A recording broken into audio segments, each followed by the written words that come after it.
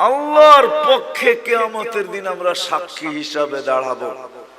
আমরা যখন সাক্ষী হিসাবে দাঁড়াবো তো আমাদেরকে আল্লাহ মাঠে দাঁড় করাবে না, আল্লাহর পাশে স্টেজে দাঁড় করাবে।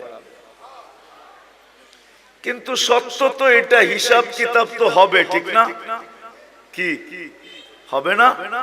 হ্যাঁ, তা আমাদের নবীজি জিজ্ঞাসা করবে, আল্লাহ হিসাব কিতাব কিভাবে নিবেন?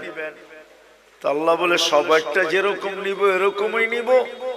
তা আমাদের নবীজি বলবে, যদি সবার সামনে আমার উম্মতের হিসাব কিতাব নেন তাইলে তো আমি তো লজ্জিত হয়ে যাব, কেননা আমার উম্মত তো দুনিয়াতে গুনাহ করছে, আমি তো লজ্জায় পড়ে যাব।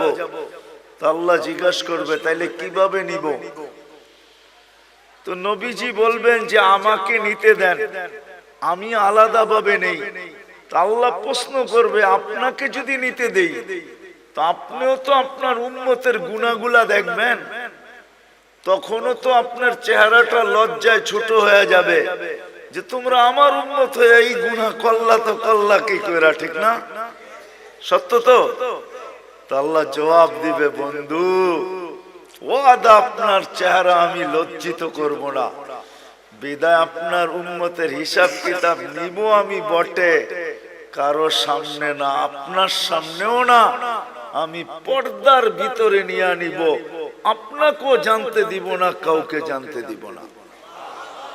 তো আমরা আল্লাহর বড় কাছের, বড় মোহাব্বতের,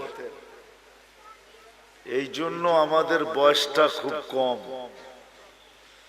কেননা আল্লাহ চান না এই উম্মত বেশি ক্লান্ত হোক, কেননা যতদিন থাকবে তত ক্লান্ত হইতে থাকবে, ঠিক না? কি বলেন? মনে হয় বুঝাইতে পারতেছি না।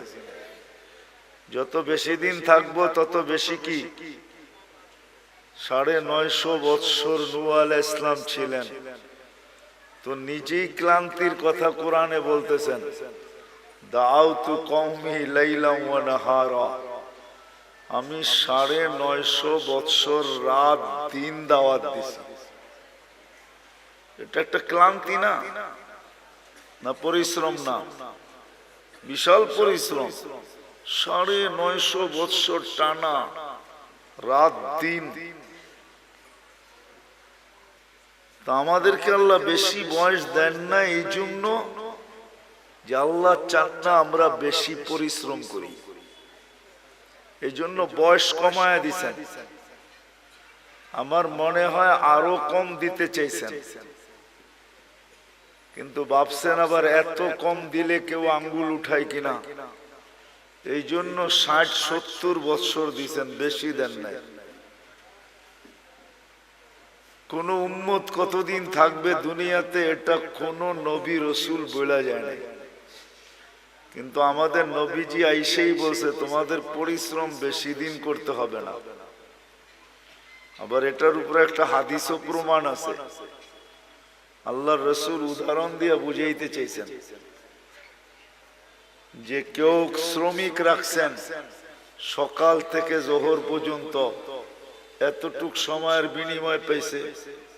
কেউ জোহর থেকে আসর পর্যন্ত, সে এতটুক সময়ের বিনিময় পেয়েছে। আর আমাদেরকে আল্লাহ সময় দিছেন আসর থেকে মাগরিব পর্যন্ত।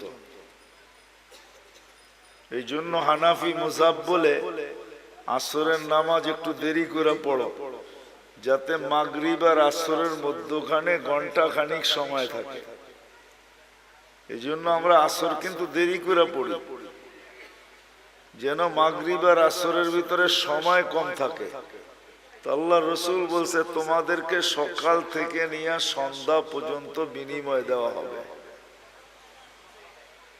বুঝা গেল খাটাইলেনও কম, আবার বিনিময়ের গাট্টিও দিলেন বড়। গাট্টি বোঝেন? সওয়াবও দিলেন অনেক বেশি, সওয়াবও দিলেন বেশি। আল্লাহর আমাদের সাথে একটা মহব্বত আছে, মহব্বত, ভালোবাসা।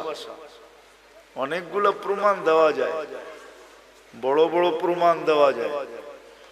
চলেন দুই একটা প্রমাণ দেই, যদি বুঝে আসে।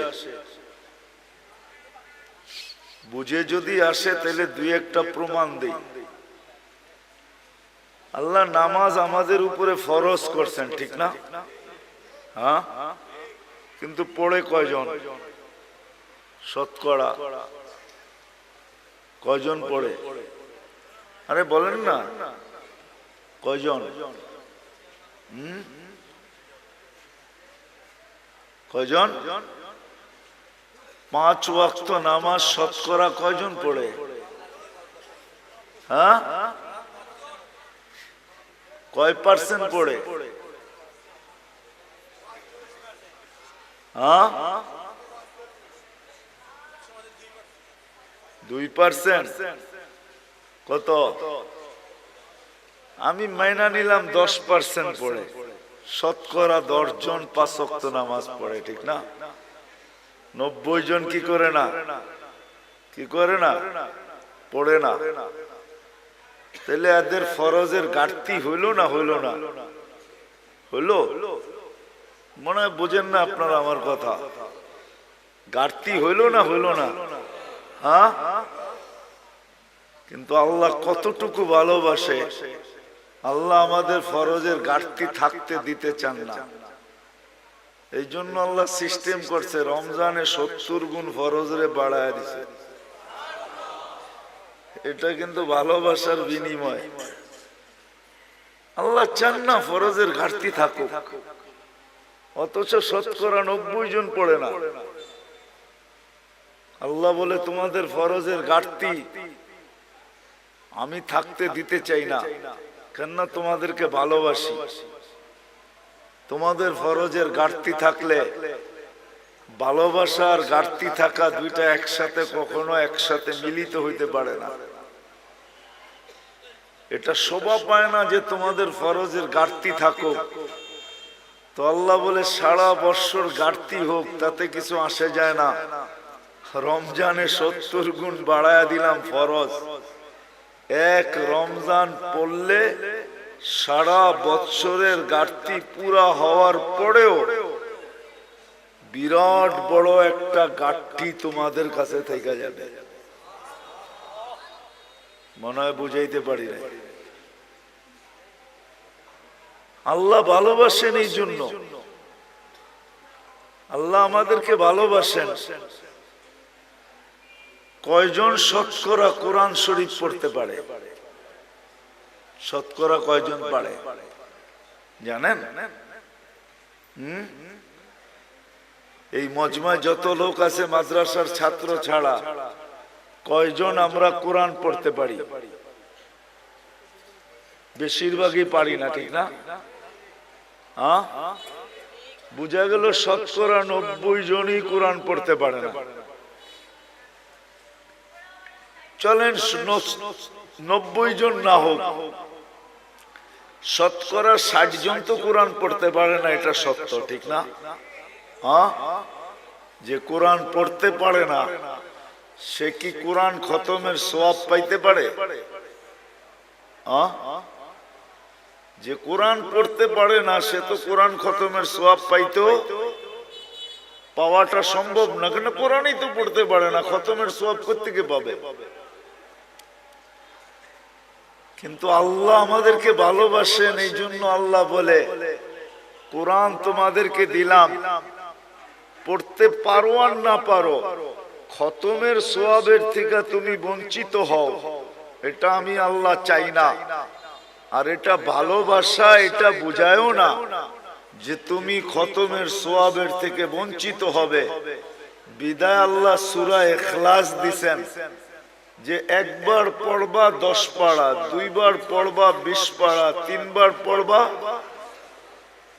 খতমের সওয়াব মিললো না? মিললো না? হ্যাঁ, মিলছে? সত্য তো? হ্যাঁ, পাক্কা? হ্যাঁ, এটা আল্লাহ ভালোবাসেন, এই জন্য আল্লাহ সূরা ইখলাস দিছেন। ইখলাস দিছেন, সূরা ইখলাস দিছেন। নামাজ আল্লাহ আমাদেরকে দিছেন, কিন্তু যতজনই শুনছেন নামাজ আমাদেরকে দিছেন, সবাই বলছে পড়বে কি কইরা, তাও 50 ওয়াক্ত কি করে পড়বে এরা? তো মুসা আলাইহিস সালাম আমাদের নবীজিকে বইলা কয়া কমাইতে বলছেন, কমায়া নিয়ে আসেন। তা আমাদের নবীজির কথা বুঝে আসছে, তুমি যা কমাইতে কমাইতে 5 নিয়ে আসছেন। যখন 5 আনছেন তখনও উনি বলতেছিল 5 ওয়াক্ত পড়বে না আপনার উম্মত, পড়তে পারবে না, 5 ওয়াক্ত পড়বে না। আপনি আবার কমায় নিয়ে আসেন। কিন্তু আমাদের নবীজি বলছে আমার লজ্জা লাগে। কিন্তু মুসা আলাইহিস সালাম বারবার বলতেছে পড়বে না, লজ্জার দিকে তাকায় লাভ নাই, জান কমায় নিয়ে আসেন। আপনার উম্মত 5 ওয়াক্ত পড়তে পারবে না, আমি তো 2 ওয়াক্ত পড়াইতে পারি নাই, আপনার উম্মত 5 ওয়াক্ত পড়বে কি করে? কমায় নিয়ে আসেন। আল্লাহ ভালোবাসে, এই জন্য কানে কানে বইলা দিছে 5 ওয়াক্ত নিয়ে যান, আমি নিজে সবাইকে ডাইকা ডাইকা পড়ায় নিব। এই জন্যই কিন্তু আল্লাহ ডাইকা ডাইকা পড়ায় আমাদেরকে, যদিও আমরা পড়ি না। যা হোক, যেটা বুঝাইতেছিলাম, কথা কিন্তু লম্বা হবে না, শর্টই হবে, অল্প কথা হবে, অল্প। আমাদের জীবনটা অতি ছোট, অতি। তুলনা দেখাইলাম আমি, 950 বৎসরের সামনে 60-70 বৎসর, এটা অতি ছোট, অতি। কিন্তু একটা জবাব দিলাম যে আমাদেরকে এত ছোট বয়স কেন দিলেন, এটাই প্রমাণ দিলাম যে ছোট বয়স এই জন্য দিলেন, অল্প বয়স এই জন্য দিলেন যে আল্লাহ আমাদেরকে অনেক ভালোবাসে। মানুষ কোনোদিন ভালোবাসার পাত্রকে ক্লান্ত করতে চায় না, যে ভালোবাসার পাত্র ক্লান্ত হোক, ভালোবাসার পাত্র ক্লান্ত হোক, এটা মানুষ কখনো চায় না। যখন মানুষ চায় না তো আল্লাহ কি করে চাবে? এই জন্য আল্লাহ আমাদের বয়স কমায়া দিছেন। আমাদের বয়স, ভালোবাসার লিস্টিটা যদি দেখি না যে আল্লাহ আমাদেরকে কতটুকু ভালোবাসে, কিতাবে পাই নাই, কিন্তু আমার মন বলে, মানুষের একটা মনও তো আছে না, আমার মন বলে আল্লাহ আমাদেরকে আরো কম দিতে চেয়েছিলেন মনে হয়, যে আমরা খালি দুনিয়াতে পা রাখবো আর উঠা চলে যায় সিধা জান্নাতে ঢুকবো। 60-70 বৎসরও আমাদেরকে বেশি দিয়া দিয়েছেন। এই জন্যই কিন্তু আমাদের নবীজি আমাদেরকে বুঝাইতে চেষ্টা করছেন, বারবার বলছেন তোমাদের বয়স কম কম কম কম কম। আমার উম্মতি বাইনা 60 ও 70, 60-70 বছর আমাদের বয়স। কোন নবী কিন্তু উম্মতকে এইভাবে বলেন নাই। আমাদের নবীজি যেরকম আমাদেরকে বলছেন, কেননা আমাদের আল্লাহও যেরকম আমাদেরকে ভালোবাসেন, আমাদের নবীজিও আমাদেরকে এরকমই ভালোবাসেন। আমাদের আল্লাহও আমাদেরকে ভালোবাসেন, এরকম ভালোবাসেন যে কোনো উম্মতকে ভালোবাসেন না। হায়, আমার মনে হয় লেবেল কেন লাগাইছেন জানেন? হ্যাঁ, জানেন না? জিনিসে যদি চিহ্ন না থাকে না তো সবগুলা মিলা যায়, বোঝা যায় না কোনটা কিরকম, ঠিক না? তা আল্লাহ আমাদেরকে চিহ্ন লাগাইছেন, লেবেল লাগাইছেন, কুনতুম খায়রা উম্মাহ। উম্মত 100 লক্ষ হইতে পারে, কিন্তু তোমাদেরকে মিলাইলেও মিলবে না, কেননা তোমাদেরটাই লেবেল লাগানো আর একটাও লেবেল লাগানো না। তোমরা কারোর সাথে মিলবে না। এই জন্যই তো সাহাবায়ে কেরাম জিজ্ঞাসা করছে, ইয়া রাসূলুল্লাহ, কিয়ামতের দিন আমাদেরকে কেমনে চিনবেন এত মানুষের ভিতর থেকে? তা আল্লাহর রাসূল বলছে, চিনবো না কেন, তোমাদের গায়ে তো লেবেল লাগানো থাকবে। ওইখানে আবার লেবেল আরেকটা হবে, ওইখানে লেবেল আরেকটা হবে, ওইখানে আবার লেবেল আরেকটা লাগায় উঠাবে।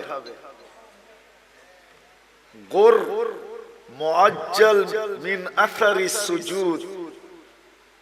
তো আল্লাহ রাসূল উপমা দিয়া বুঝাইছে যে এক ধরনের ঘোড়ার ভিতর থেকে যদি একটা ঘোড়া সাদা হয়, বা এতটুক জায়গা যদি তার সাদা হয়, তো তোমরা চিনবে?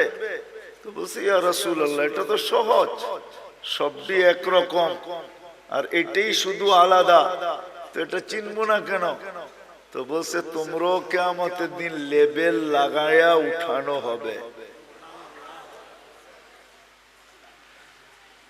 তো আমাদের নবীজিও আমাদেরকে খুব ভালোবাসেন, যেমন আল্লাহ ভালোবাসেন এমন নবীজিও আমাদেরকে ভালোবাসেন। আমার মনে হয় না কোন উম্মত, কোন নবী রাসূল তার উম্মতকে এতটুকু ভালোবাসেন। আমাদের নবীজি আমাদেরকে, আমরা যদিও ভালোবাসি না, আমরা শুধু বলি বাসি, আমরা বলি মুখ দিয়া যে নবীকে ভালোবাসি, কিন্তু ফতুয়া দিলে আবার উল্টা হয়ে যাবে। জানি না এলাকার মানুষ সইতে পারবেন কিনা, বইলা ফেলবো? হ্যাঁ, জিও বুঝেন। কিন্তু আব্দুল কাদের জিলানী রহমতুল্লাহ আলাইহি লেখছেন ফাতহুর রব্বানির ভিতরে, ওনার একটা কিতাব আছে ফাতহুর রব্বানি, ওটার ভিতরে উনি লেখছেন লিসানুকা মুমিন কলবুকা মুনাফিকুন। তোর জবানটা তো মুসলমান, তোর দিলটা তো মুনাফিক। আমরা মুখে তো বলি মোহাব্বত করি নবীকে, কিন্তু আসলে দিলে মোহাব্বত করি না। এই জন্য আমাদের মুখটা মুসলমান হইতে পারে, কিন্তু দিলটা আমাদের মুনাফিক। আমরা মুখ দিয়ে বলি মোহাব্বত করি, কিন্তু দিল দিয়া না। কি দিয়া না? দিল দিয়া। প্রমাণ দিমু? এইখানে একজনও নাই মাদ্রাসার তালেবে ইলম ছাড়া যে আমি এই বয়সে যতবার চুল কাটছি, একবার যায়া আমি সেলুনে বলছি আজকে আমার চুলটা আমার রাসূল সাল্লাল্লাহু আলাইহি ওয়াসাল্লাম যেমন পছন্দ করতেন ওরকম ভাবে কাইটা দাও। এই শব্দগুলা বইলা চুল কাটছি জীবনে একবার। যার বয়স যতটুকু, কি কাটছেন?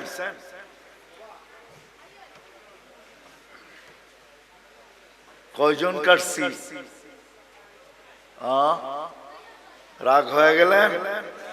হ্যাঁ হ্যাঁ, তাহলে বুঝে গেল এইটা আর এটা এক না, এটা আর এটা, এটা আর এটা এক না। মহব্বত করি এটা তো বললাম, কিন্তু আমাদের জীবনে নবীজির সুন্নত কতটুকু আছে বলেন? কবির কথাই তো সত্য, তাসির রাসূল ওয়া তুযহিরু হুব্বাহু। কবির কথা আর আব্দুল কাদের জিলানী রহমতুল্লাহ আলাইহির কথা মিলা গেছে। তাসির রাসূল ওয়া তুযহিরু হুব্বাহু, রাসূলের মহব্বত করো এটা তো বলো, কিন্তু সর্বক্ষেত্রে নবীর বিরোধিতা করো, সুন্নতকে মানো না। তো কবি বলে তুমি যে কেমন মহব্বতকারী এটা আমার বুঝিয়ে আসলো না। যেটা আবার কেমন মহব্বতকারী বলো তো? মহব্বত করি তো আমাদের আল্লাহও আমাদেরকে মহব্বত করেন। এই জন্য বয়স আমাদেরকে বেশি দেন নাই, কেননা মহব্বতের পাত্র বেশি ক্লান্ত হোক এটা কেউ চায় না। যার ঘরে মেয়ে নাই, শুধু ছেলে আর ছেলে, তো এক সময় স্বামী স্ত্রী দুইজন মিলা বলে মেয়ে নাই, কি হয়েছে? ছেলে তো আছে, ছেলে দিয়া মেয়ে নিয়ে আসমু আর মেয়ের মতো পালমু। জিও, বুঝে আসতেছে? হ্যাঁ, তখন শাশুড়ি আর বউদেরকে কাজ করতে দেয় না, কেন? মহব্বত করে। আল্লাহ আমাদেরকে মহব্বত করেন, এই জন্য বয়স দিছেন কম। আমরা বেশি খাটি, এটা আল্লাহ চায় না। আমি প্রমাণ দিছি, আরো কয়েক ডজন না কয়েক শত ডজন দেওয়া যাবে। আমাদের নবীজিও আমাদেরকে মহব্বত করেন। যদি মহব্বত না করতেন তাহলে আল্লাহ বলতেন না হারিসুম বিল মুমিনিন রাউফুর রহিম। এই শব্দগুলো আল্লাহ কোনোদিন বলতেন না। আমাদের নবীজিও আমাদেরকে মহব্বত করেন। যদিও আমরা নবীকে মহব্বত করি না, আমি তো একটা প্রমাণ দেখাইলাম, একজন ছাড়া আর কেউ হা বলতে পারলো না। আমরা নবীকে মহব্বত করি না, নবীজি আমাদেরকে মহব্বত করেন। নবীজি আমাদেরকে মহব্বত করেন। মনে হয় নিজের আপন জনকেও এতটুক মহব্বত করেন নাই যতটুক উম্মতকে মহব্বত করতেন, করতেছেন, করবেন। নবীজি আমাদেরকে মহব্বত করতেন, এখনো করতেছে আর করবে। মহব্বত উম্মতকে। চলেন একটা মোটা উদাহরণ দিই, যদি বুঝে আসে। তাও হাদিস থেকে বানায় না। আমাদের দেশে কয়েকদিন আগে ইউনিয়ন পরিষদের ইলেকশন গেছে, ঠিক না? আপনাদের এখানে গেছে? ইলেকশন তো হয়, ঠিক না? না হয় নাই? সারা বাংলাদেশে গেছে, আপনাদের এখানে হয় নাই? মানে মেয়র ইলেকশন হয়েছে, ঠিক না? ইউনিয়ন পরিষদ হয় নাই। বাংলাদেশে ইউনিয়ন পরিষদের চেয়ার পাওয়ার জন্য মানুষ মরতে রাজি, মারতে রাজি।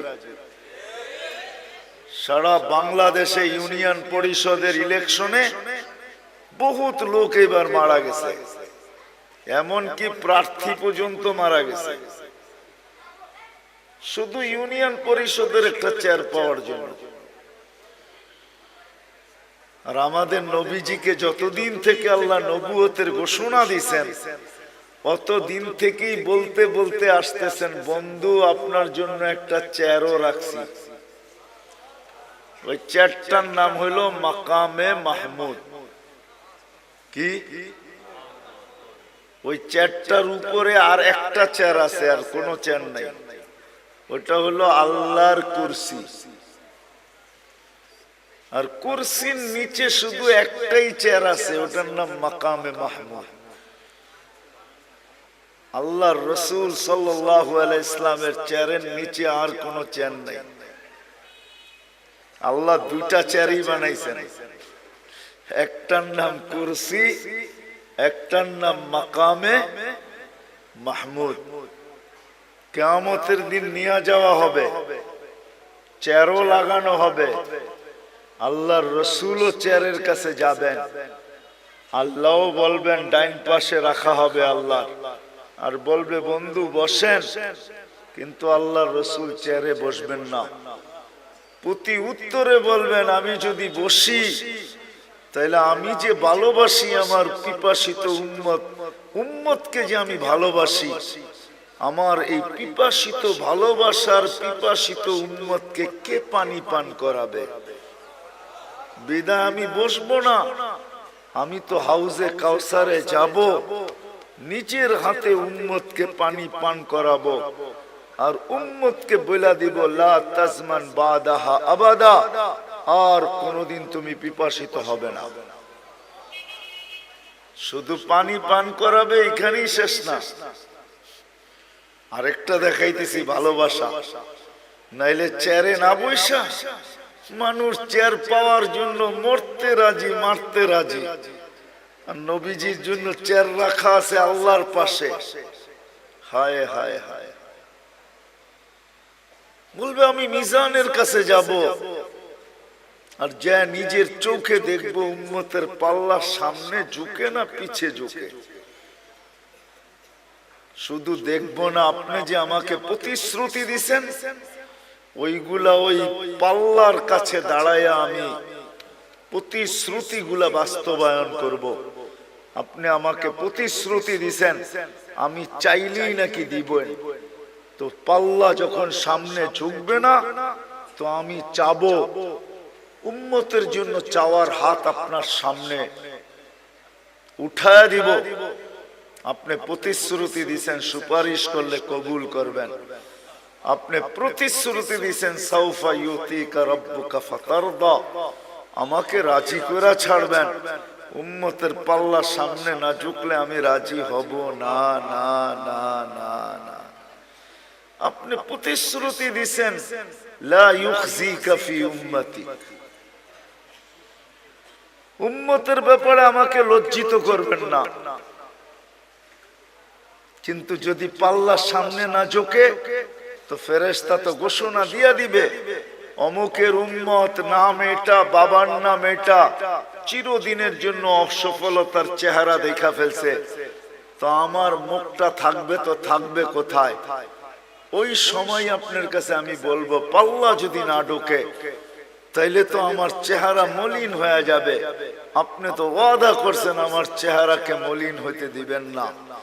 তো আমি পুলসিরাতের মিজানের ওইখানে ছুটবো, আমি চেয়ারে বসবো না, ওইখানেই শেষ না, বলবে আবার পুলসিরাতে দৌড়াইতে থাকবো। ওইখানে যে দেখবো পার হইতে পারলো কি পারলো না। তো আমি যদি পার হতে না পারে, তো আমি দুরুদের কাঠি মাথায় দিয়া পার করায় দিব। চেয়ার আমার মাইনা নিলাম, কিন্তু আমি বসবো না, না, না, না। এটা হলো ভালোবাসার ফল। ওই দিন, যেই দিন সমস্ত নবী রাসূল নফসি নফসি বলতে থাকবে, কোন নবী নিজের মাকেও চাবে না। কিতাবে পাওয়া যায় মুসা আলাইহিস সালাম তো বলেই ফেলবে, লা আসআলুকা উম্মি ওয়ালা আসআলুকা উখতি, আজকে মাকেও চাই না, বোনকেও চাই না, আসআলুকা নফসি, আপনি আমাকে বাঁচায়া দেন। কেমন ভালোবাসাটা আমাদেরকে বাঁচতে। বিদায় আবার শুরুতে চলে যেতেছি। আমাদের জীবনটা অতি কি মনে আছে? অতি ছোট। আর ছোট এই জন্য যে আমরা আল্লাহর ভালোবাসার পাত্র। বিদায় আল্লাহ বেশি পরিশ্রম আমাদের দ্বারা চান না। শুধু আল্লাহর ভালোবাসার পাত্র না, আমরা নবীজিরও ভালোবাসার পাত্র। আমাদের নবীজি উম্মতকে বড় ভালোবাসতেন, সত্য এটাই।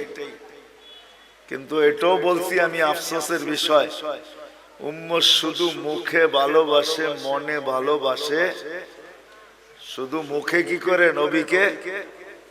নবীকে মুখে ভালোবাসে, মনে ভালোবাসি না।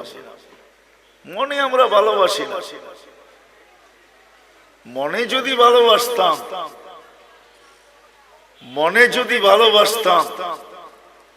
তাহলে আমি প্রমাণ দিলাম, তাহলে সবাই হাত তুলা বলতো, নবীর আদর্শের থেকে দূরে কেউ সরতো না।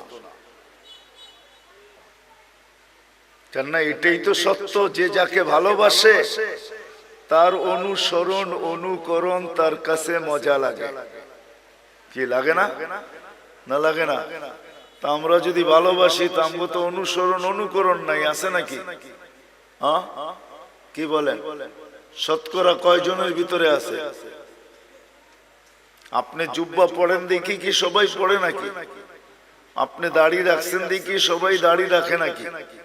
অথচ দাড়ি তো নবীজি নিয়ে আসছে আমাদেরকে জান্নাতের টিকিট দেওয়ার জন্য। এই উম্মতকে দাড়ি দিছে জান্নাতে যাওয়ার জন্য। অন্য উম্মতকে কেন দিছে এটা আমি জানি না। এই উম্মত দাড়ি দেখায়া জান্নাতে যাবে। কোথায়? কি দেখায়া? দাড়ি দেখায়া চলে যাবে। দাড়ি দেখায়া এই উম্মত দাড়ি দেখায়া জান্নাতে চলে যাবে। তো তাফসীরের কিতাবে এটা পাওয়াও যায়। মুসা আলাইহিস সালামের ব্যঙ্গ করত একটা লোক, এটার নাম সামেরি ছিল। সামেরি মুসা আলাইহিস সালামকে ব্যঙ্গ করত। ব্যঙ্গ বোঝেন তো? ব্যঙ্গ করত নকল করা দ্বারা। পাগড়ি ওরকম, চুল ওরকম লম্বা, দাড়ি ওরকম, জুব্বা ওরকম, লাঠি এরকম, চলার ঢং এরকম, কথা এরকম, সারা দিন পিছে লেগে থাকতো আর মুসা আলাইহিস সালামকে খেপাইতে থাকতো। কিন্তু ঈমান আনে না। সে ফেরাউনের দলের লোক ছিল। যখন ফেরাউনকে আল্লাহ ডুবায় মারে, তো সামেরিকে আল্লাহ ডুবান নাই। তো যখন উঠা আসছে, তো মুসা আলাইহিস সালাম বলতেছে, আল্লাহ, ফেরাউন আমার বিরুদ্ধে ছিল বটে, কিন্তু এইটার মতো না। এটারে কেন বাঁচাইলা? এটারে কেন কেন এটারে বাঁচাইয়া দিলেন? ও তো সারাদিন পিছে লেগে থাকে আর আমাকে ব্যঙ্গ করতে থাকে আর আমাকে খেপাইতে থাকে। ওরে ডুবাইলেন না কেন? তো আল্লাহ বলে, ডুবাইতে চাইছিলাম, কিন্তু লজ্জা পায়া গেছি। আপনার মতো চুল দেখা, দাড়ি দেখা, জুব্বা দেখা, পাগড়ি দেখা, লাঠি দেখা, অঙ্গি ভঙ্গি দেখা লজ্জা পায়া গেছে, এই জন্য ডুবাই নাই।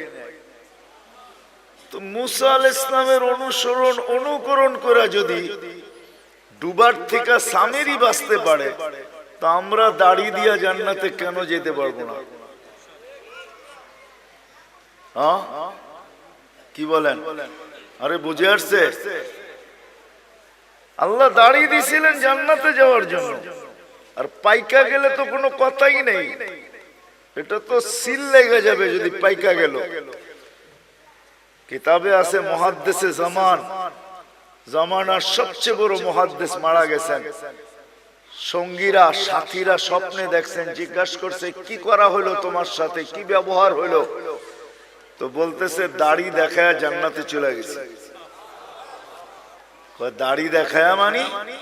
আল্লাহ জিজ্ঞাসা করছিল, ওই বুইরা কি নিয়ে আসছস? আমার হাদিস মনে উঠছে, আমিও বইলা ফেলছি, দাড়ি নিয়ে আসছি আর কিচ্ছু নিয়ে আসি না। আল্লাহ জিজ্ঞাসা করছে রাগ হইয়া, শুধু দাড়ি? তো আমিও ডাইটা বলছি, কেন আপনি বলেন নাই জিবরিল আলাইহিস সালামকে? জিবরিল আলাইহিস সালাম বলেন নাই আমাদের নবীজিকে? আমাদের নবীজি কি বলে নাই সাহাবাকে? সাহাবা কি বলে নাই তার ছাত্রকে? সে কি বলে নাই তার ছাত্রকে?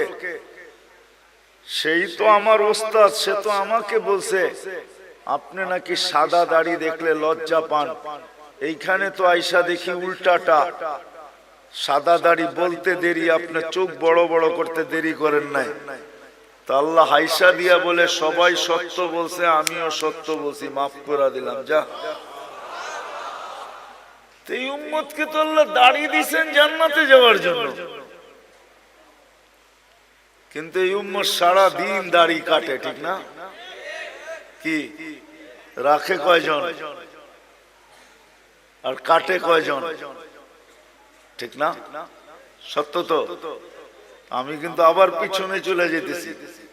আমাদের জীবনটা অতি ছোট, কারণ এটাই যে আল্লাহ আমাদেরকে অনেক ভালোবাসে। যেমন আল্লাহ আমাদেরকে ভালোবাসেন, আমাদের নবীজিও আমাদেরকে এরকম ভালোবাসেন, যার কারণে আমাদের জীবনটা ছোট। কেন? ভালোবাসার পাত্র বেশি পরিশ্রম করুক, এটা কোনোদিন চায় না। যে ভালোবাসে সে চায় না ভালোবাসার পাত্র বেশি পরিশ্রম করুক, এটা চায় না। বিদায় আমাদের নবীজিও চায় না, আল্লাহও চায় না আমরা লম্বা জীবন পাই। আর একটা কারণও আছে, কিন্তু হাদিস মনে উঠলো এই জন্য বলতেছি। আমরা যে বেশি পরিশ্রম না করি এটার একটা প্রমাণ দিতেছি বয়সের হাদিস দিয়া। এই উম্মতের বয়সের অনেক দাম। 40-এ যখন পা দেয়, তো তো এই উম্মতের দুই তিনটা রোগ আর হয় না। 15 থেকে নিয়ে 40 পর্যন্ত যদি এই উম্মত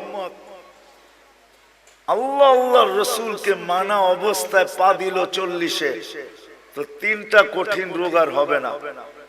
শ্বেত রোগ হবে না, পাগল হবে না, কুষ্ঠ রোগ হবে না। 50-এ যখন পা দিবে তখন আর কঠিন হিসাব হবে না। 60-এ যখন পা দিবে তো ফেরেশতা তাকে ভালোবাসতে শুরু করবে। 70-এ যখন পা দিবে তো আল্লাহ এই ব্যক্তির আল্লাহর কাছে চলে যাক, এটা আল্লাহ আকাঙ্ক্ষা করবে যে এখন তুমি আমার কাছে চলে আসো। 80-তে যখন পা দিবে, ভালোবাসা দেখাইতেছি কিন্তু ভালোবাসা, 80-তে যখন পা দিবে তা আল্লাহ বলবে গুনাহ লেখো না, কেননা 70-এর উপরে পার হয়ে গেছে, তো ভালোবাসা আটটু বেড়ে গেছে, ঠিক না? আরে হইল নাকি? গুনাহ লেখো না, গুনাহ লেখা হয় না। 90-তে যখন পা দেয়, 90 বছর বয়সে পা দিয়া ফেলছে, তা আল্লাহ বলে আগে পিছের গুনাহ আর রাখো না। এটা কি ভালোবাসার প্রমাণ যে আল্লাহ কত ভালোবাসে, আগে পিছের গুনাহ মাফ। আল্লাহ বলে পিঠে লেখা দাও, এটা আল্লাহর কয়েদি আল্লাহর জমিনে এখনো রাখা আছে। আল্লাহ আমাদেরকে ভালোবাসেন, এই জন্য আমাদের বয়স কম। রাসূলুল্লাহ সাল্লাল্লাহু আলাইহি ওয়াসাল্লাম আমাদেরকে কি বাসেন? আমাদেরকে ভালোবাসেন। কিন্তু আফসোস এই জায়গায় যে আপনি আর আমি কতটুকু ভালোবাসি। এই জন্যই আবারও বলতেছি, আমাদের জীবনটা অতি আমরা দোনোদিক থেকে ভালোবাসার পাত্র। দোনোদিক থেকে, দোনোদিক বুঝেন? আল্লাহর পক্ষ থেকেও আমরা ভালোবাসার পাত্র, আমাদের নবীজির পক্ষ থেকেও আমরা ভালোবাসার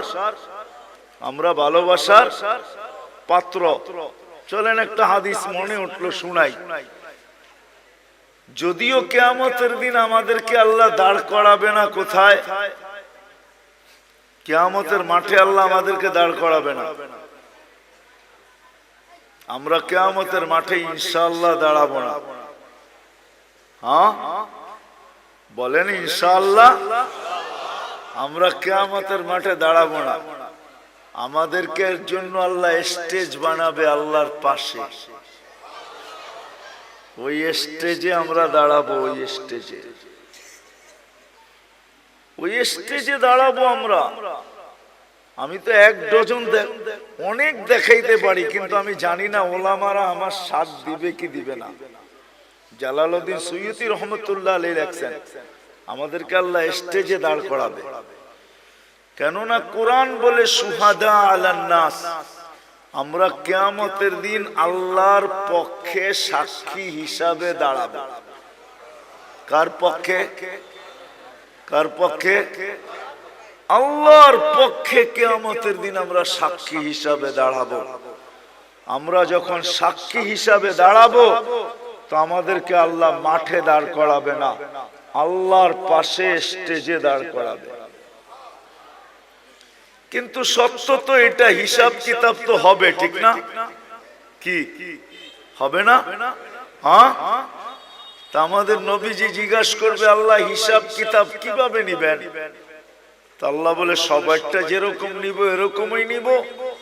তা আমাদের নবীজি বলবে, যদি সবার সামনে আমার উম্মতের হিসাব কিতাব নেন তাইলে তো আমি তো লজ্জিত হয়ে যাব, কেননা আমার উম্মত তো দুনিয়াতে গুনাহ করছে, আমি তো লজ্জায় পড়ে যাব। তা আল্লাহ জিজ্ঞাসা করবে, তাইলে কিভাবে নিব? তো নবীজি বলবেন যে আমাকে নিতে দেন, আমি আলাদা ভাবে নেই, তা আল্লাহ প্রশ্ন করবে আপনাকে যদি নিতে দেই তো আপনিও তো আপনার উম্মতের গুনাহগুলা দেখবেন, তখনও তো আপনার চেহারাটা লজ্জায় ছোট হয়ে যাবে যে তোমরা আমার উম্মত হয়ে এই গুনাহ করলা, তো করলা কি কইরা, ঠিক না? সত্য তো?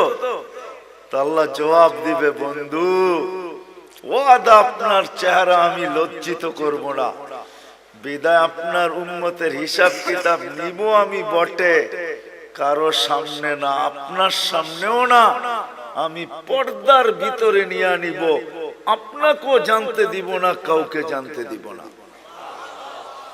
বিদায় আমি শেষ জায়গায় চলে আসছি। জীবনটা আমাদের অতি অতি, আমরা দুনো দিক দিয়ে ভালোবাসার পাত্র। আমি কি বুঝাইতে পারলাম? দুনো দিক দিয়ে আমরা ভালোবাসার পাত্র। বিদায় আমাদের এই ছোট জীবনটাকে সুরক্ষিত করতে হবে, এটাই আল্লাহর দাবি। তুমি তোমার ছোট জীবনটাকে সুরক্ষিত করো, হেফাজত করো, সুরক্ষিত করো, তোমাদের কাছে এটা দাবি। সুরক্ষিত করো তোমরা তোমাদের জীবনটাকে, কেননা সুরক্ষিত করা, হেফাজত করা আমাদের প্রত্যেক নর নারী, যুবক বৃদ্ধ সবার কাছে আল্লাহর দাবি হলো। বাচ্চার কথা ভিন্ন, পাগলের কথা ভিন্ন, বাকি সবার কাছে আল্লাহর দাবি হলো এই ছোট জীবনটাকে সুরক্ষিত করো, যেটাকে হেফাজত বলে। যে জীবনটাকে সুরক্ষিত করবে, যে জীবনটাকে সুরক্ষিত করবে, যে জীবনটাকে সুরক্ষিত করবে, যে জীবনটাকে সুরক্ষিত করবে, হেফাজত করবে যে জীবনটাকে, কসম খোদার, আল্লাহ যে আমাদেরকে ভালোবাসেন, আল্লাহর রসুল যে আমাদেরকে ভালোবাসেন, যে সুরক্ষিত করবে, সে যেন এই ভালোবাসার মূল্য দিল। মূল্য শুধু নিজের মূল্য অর্জন করলো না, সে যেন এই দুজনের ভালোবাসার মূল্য দিল, যে আল্লাহ আপনি যে আমাকে ভালোবাসেন, এই জন্য আমি আমার জীবনটাকে সুরক্ষিত করলাম। রাসূলুল্লাহ সাল্লাল্লাহু আলাইহি ওয়াসাল্লাম যে আমাদেরকে ভালোবাসেন, দুজনেরই দাবি আমাদের কাছে যে এই জীবনটাকে সুরক্ষিত করো। সত্য এটাই যে সুরক্ষিত করা যাবে, আল্লাহ আল্লাহর রাসূলের ভালোবাসার যেরকম মূল্য হবে, এরকম যে সুরক্ষিত করা যাবে, সেও আল্লাহ আল্লাহর রাসূলের কাছে বড় মূল্যের পাত্র হবে, বড় মূল্যায়নের পাত্র হবে, বড় মূল্যায়নের পাত্র। নাইলে আল্লাহর রাসূল এই কথা কোনোদিন বলতেন না, কেমন মূল্যায়নের পাত্র, হায় কেমন মূল্যায়নের পাত্র। একটা হাদিসের দিকে তাকাইলে বোঝা যায় আল্লাহর রাসূল বলছেন তোমরা কেমন মূল্যায়নের পাত্র হবে, একটু শোনো।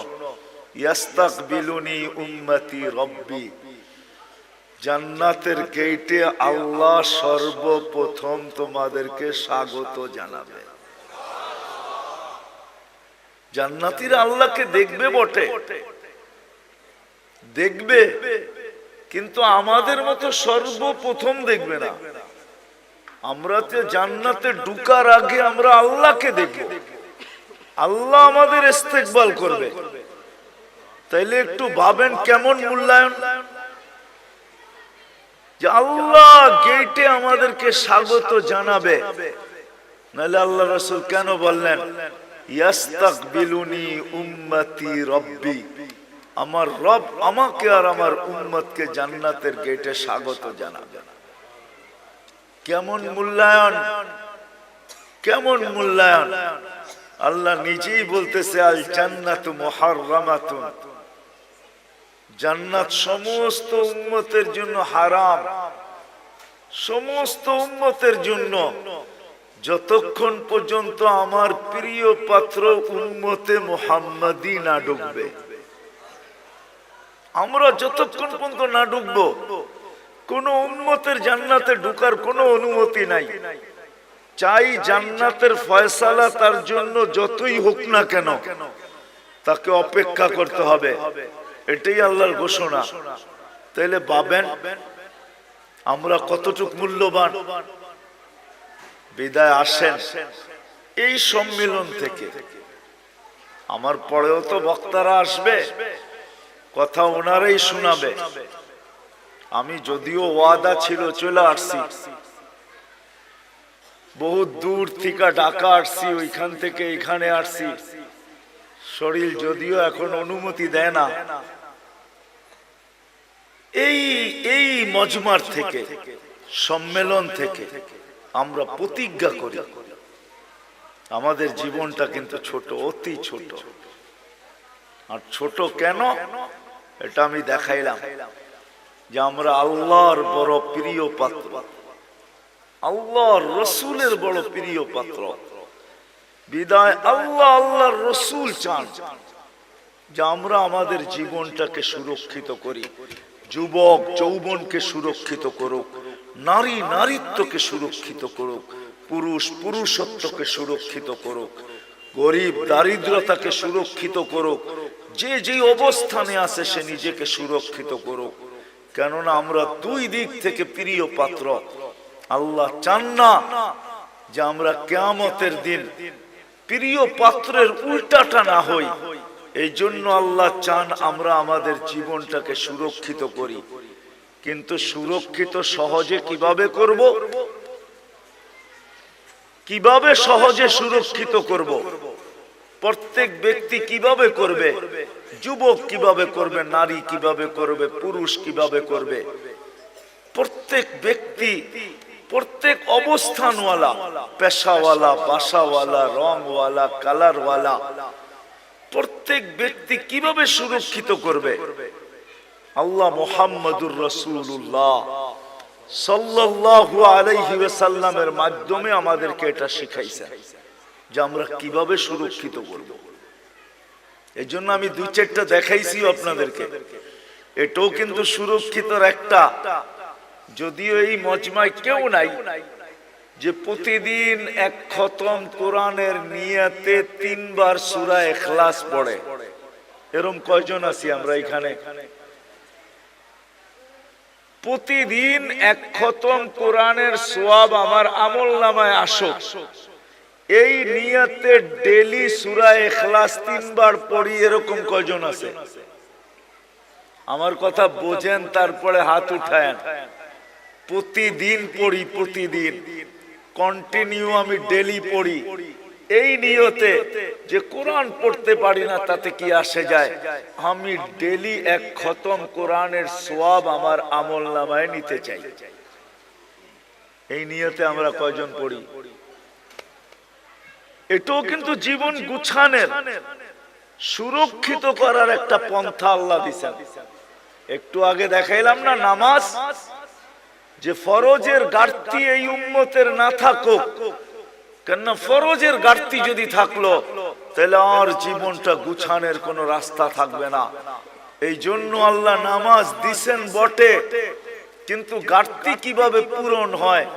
কেননা আপন জনের ঘাটতি যদি পুরা না হইলো তাহলে কিয়ামতের দিন কেউ বইলেও তো ফেলতে পারে যে লেবেল লাগায় তো দুনিয়াতে পাঠাইলেন খায়রা উম্মাহ।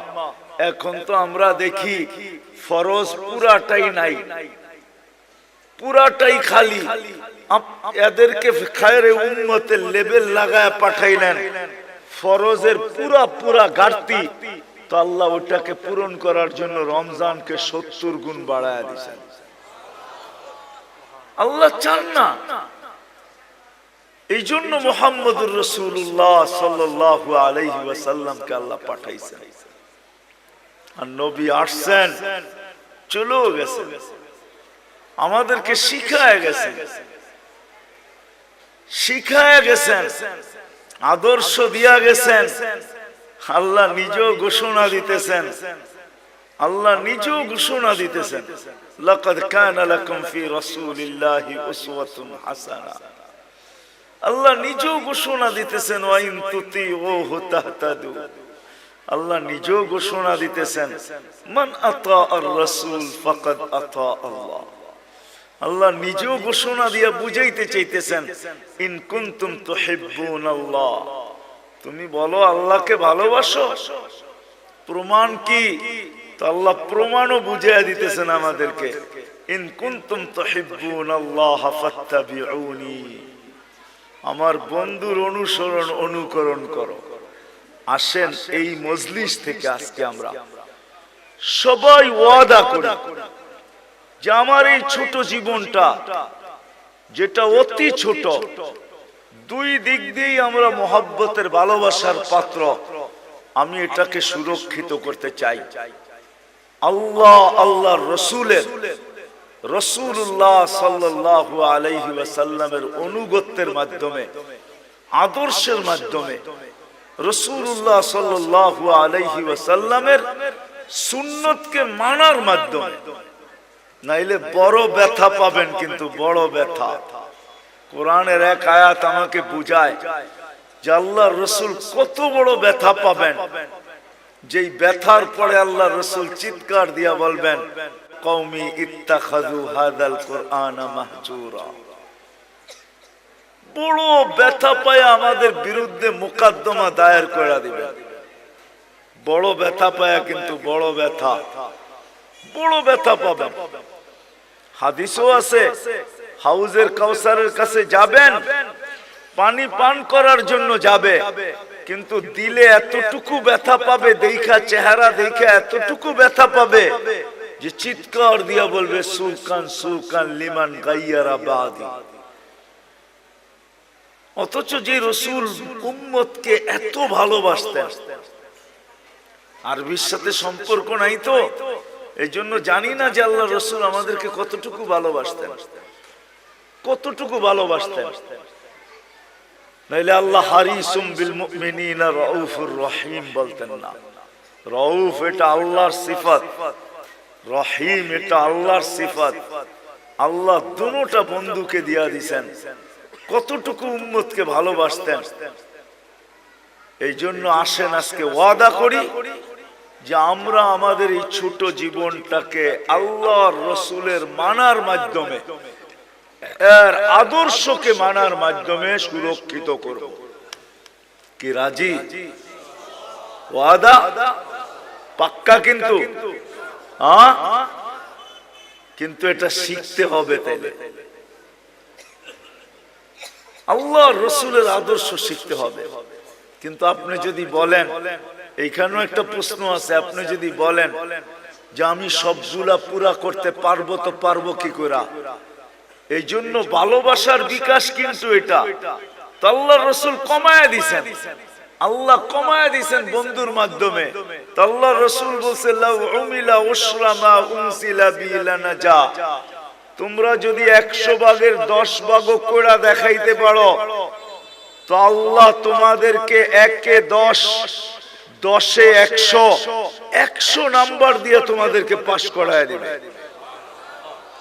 আরো নিচে নাইমা আসছেন, বলছে শোনো শোনো শোনো শোনো, যদি ঈমান তোমাদের ভিতরে থাকলো, ঈমান যদি নিখুঁত হইলো, 100 ভাগের 10 ভাগও যদি না পারলে, একটা সুন্নত ধরেও যদি ঝুলতে ঝুলতে কবরে চলে আসলে, মান তামাসসাকা সুন্নতি ইনদা ফাসাদি উম্মতি, যেই সময় চতুর্দিকে ফিতনার ফাসাদ চলতে থাকবে, যেই দিকে সর্বশ্রেষ্ঠ মানুষ, কেমন ফিতনা আপনি ভাবেন, কেমন ফিতনা। একটা উদাহরণ, কারো বিরোধিতার জন্য না, উদাহরণ।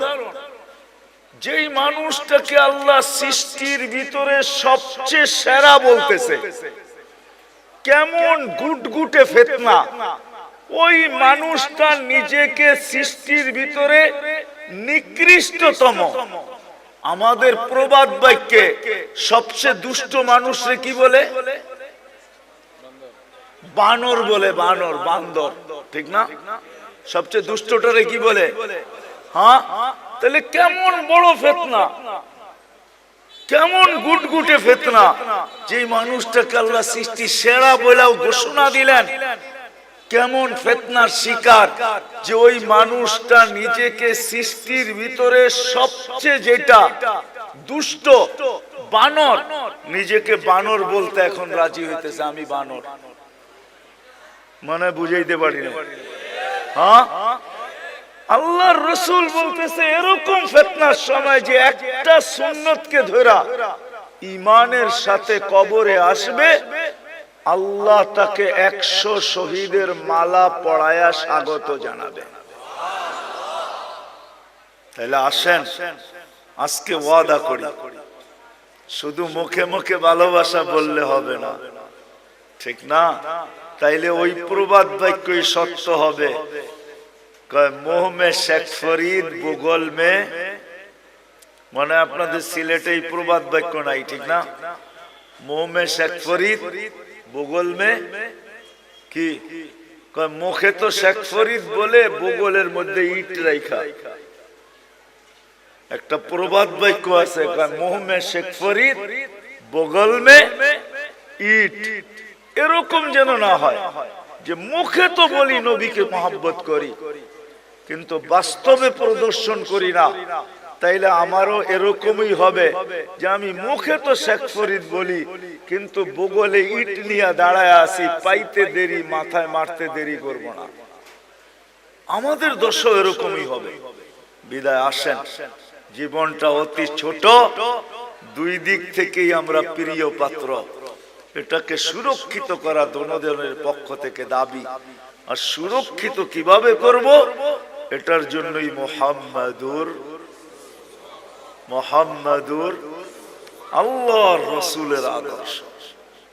আসেন শিখি, শিখবো তো পাক্কা। কার কাছ থেকে শিখবেন? নেটের থেকে? কার থেকে? হক্কানি আলেম আর আল্লাহ ওয়ালাদের থেকে, হক্কানি আলেমদের থেকে। এখন তো হক্কানি আলেম দেখানোর সময় আমার নাই, নাইলে আপনাদেরকে বুঝায় বলতাম যে হক্কানি আলেম কারা। এদের কাছ থেকে শিখেন। হ্যাঁ, এদের কাছ থেকে শিখেন। কিতাবে আছে হক্কানি আলেম কারা, এই জন্য কিতাবে নিষেধ করছে, লা তাজলিসু ইনদা কুল্লি আলেম ইল্লা আলিমুন ইয়াদউকুম মিন খামসিন ইলা খামসিন। 5 জিনিসের থেকে 5 জিনিসের দিকে যারা ডাকে তোমাদেরকে, এরা হলো হক্কানি আলেম। এদের কাছ থেকে শিখো, নবীর আদর্শ শিখো। কেননা দুনিয়াটা ছোট হয়ে আসতেছে, কার মৌত কখন হবে।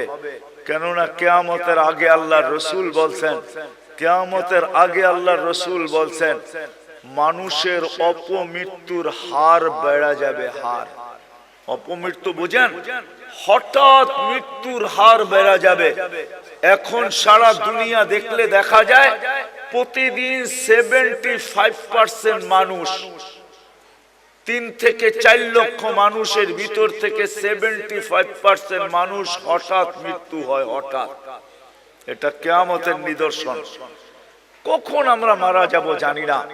এই জন্য হক্কানি আলেমদের কাছ থেকে শিখেন। এটাও একটা বাগান, হক্কানিয়াতের একটা বাগান হলো এটা। জামিয়া ইসলামিয়া লুৎফাবাদ, এটাও একটা বাগান। এরকম সিলেটে হাজারো বাগান আছে, হাজারো, একটা দুইটা না। সিলেট বোর্ডালারা বলতে পারবে কত বাগান আছে সিলেটে। সিলেট বোর্ড যেটা, এরা বলতে পারবে ছোট বড় কত বাগান আছে সিলেটের ভিতরে। এদের কাছ থেকে শিখি।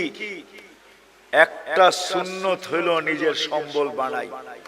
আমি তো যুবকদেরকে বলি যে তুমি জীবনে একবার হলো চুল কাইটা নিজের কাছে রাখো, কিয়ামতের দিন যখন দেখা হবে তো বলার সুযোগ হবে যে আমি একদিন আপনার স্টাইলে চুল কাটছি, আমাকে কি দিবেন দেন। হাত পাতার সুযোগ হবে। আর যদি একদিনও না কাটলো তো হাত পাতবে তো পাতবে কি কইরা, ঠিক না? কি হ্যাঁ, কি বলেন? কি করে হাত পাতবে? এই জন্যই তো আমি বলি আসেন হক্কানি আলেমদের থেকে শিখি। আর সবচেয়ে বড় কথা যেটা একের ভিতরে 100, আজকের থেকে নামাজ কেউ ছাড়বো না, ওয়াদা পাক্কা। আল্লাহ আমাদেরকে আমল করার তৌফিক দান করেন। কেউ উঠাউঠি করবো না। ওমা আলাইনা ইল্লাল বালাগ।